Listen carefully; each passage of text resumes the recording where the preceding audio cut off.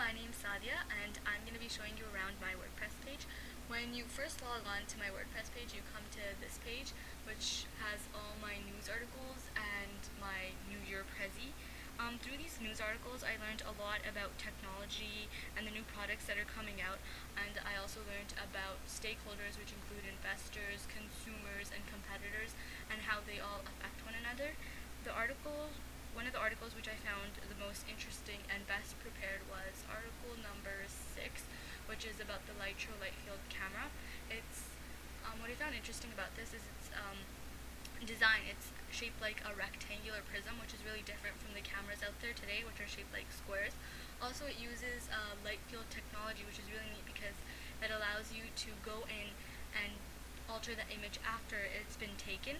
If you want, you can just click this link right here, and it shows you the picture of what the camera looks like, and also it shows you some of the images it has taken. They're pretty neat.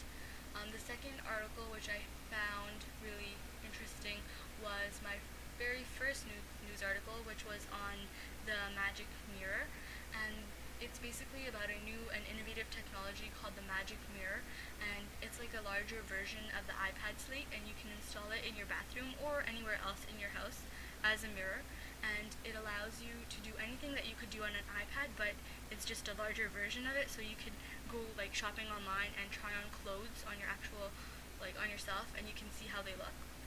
Now we're just going to go up here, and these are all the different pages, or like all the different units that we've done, and if you click on any one of them, it'll take you to the page. So I want to show you my Photoshop project, so you're just going to click on that. Also, one thing that I would change with the news articles is just summarize more, because there's a lot of information and I found it challenging to comb through what's important and what's not. Also, something that I found challenging was actually finding a news article to do every week, because you have to find a news article that would fit the template of like consumers, investors, and competitors. So that's just something that I would change, or that I found challenging. Okay, so back to the Photoshop unit. For my Photoshop project, I did a banner. So I did a tutorial on how to make a banner or even a business card for your company. So up here you'll find the video tutorial with a voiceover, and it just goes through step by step what to do and me explaining what to do. And then down here it's the written part with the screenshots, and this tells you step by step what to do. Through this project I learned how to use a lot of the tools in Photoshop, such as the rectangular marquee tool. I learned how to work with text and the different layers, and how to add borders, along with how to change colors. I found doing the video tutorial challenging because prior to this I hadn't really done a video tutorial before, so I didn't really have any experience with like the timing, when to pause and when to stop. Something that I would change for next time is maybe try to use an original image, like such as this logo right here. Maybe try to draw one out and use one of my own.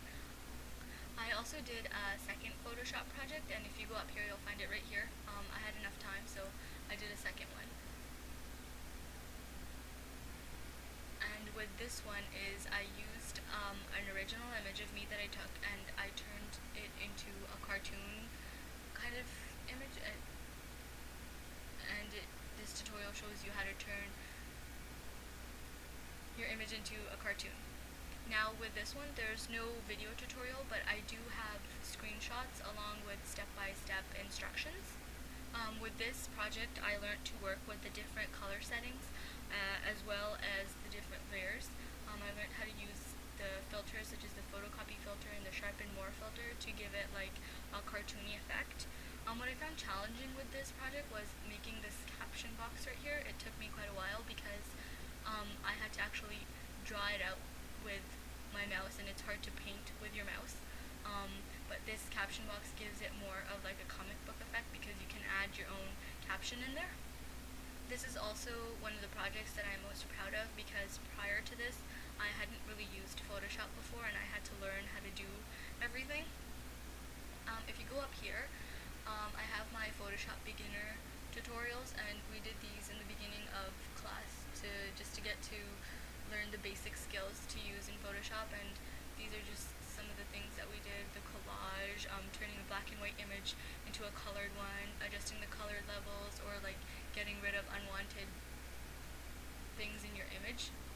So that's pretty much it for Photoshop. Now I want to show you my Facebook project. My group was in charge of the ownership and key employees.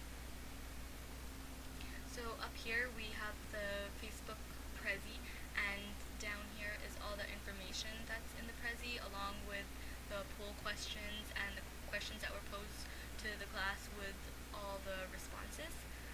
With this project, something that we learned was how Facebook operates and the whole background story to how it was created. Something that I would change for next time is how we worked as a group, or like how we presented the information. Maybe it could have been improved.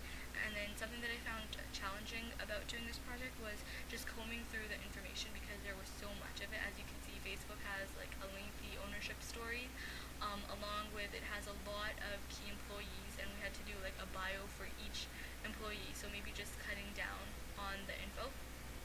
Next, I'm going to go to my Facebook review Prezi, and this is just a compilation of all the groups that presented. This Prezi contains all their information.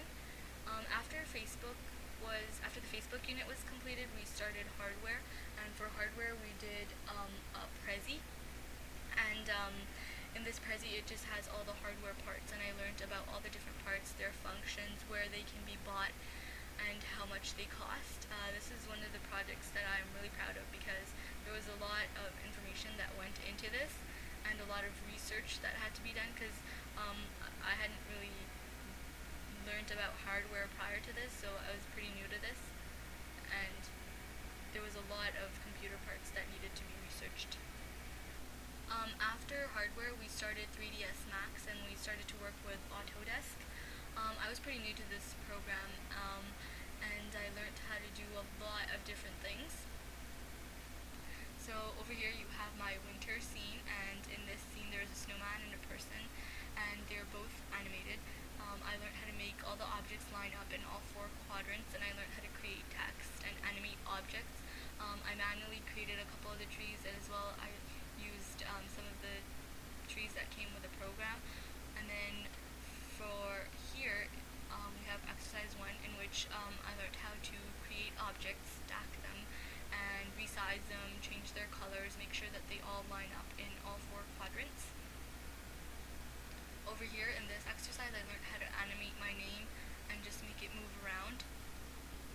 So then I applied all these skills into my final project, which was creating a dining room from scratch. In this scene, I used like a variety of different features. I learned how to bevel objects, make it into an editable poly, and edit it in different ways. I used the tutorials on YouTube to make like the flowers up here, to learn how to make the actual room, the curtains, the chairs.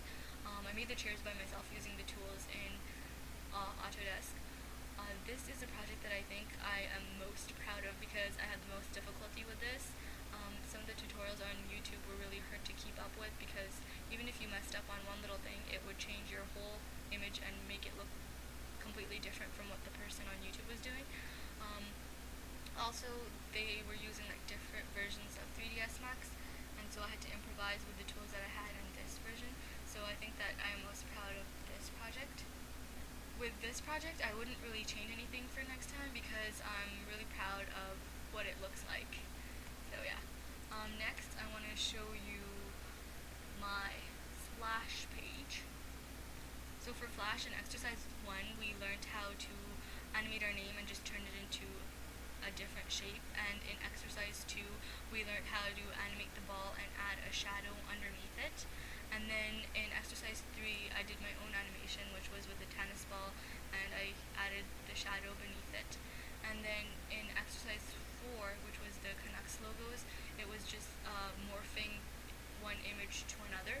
And with exercise 5, I applied that and applied it to my own image. I morphed an image of me from grade 1 into an image of me in grade 11. And then for my final Flash project, I did a bullying video, in which I used all the skills that we had learned, such as morphing images and such.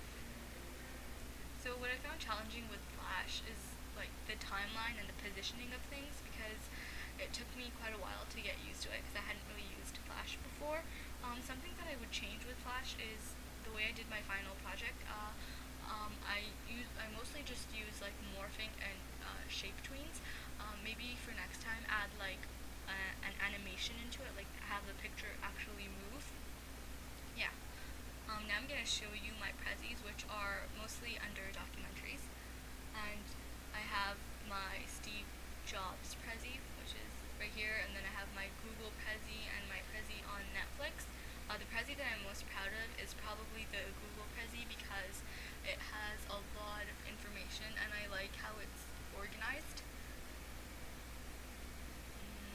You just have a look through it. And that pretty much concludes my tour. You can go back and have a look at my pages in detail. They're all pretty much up here.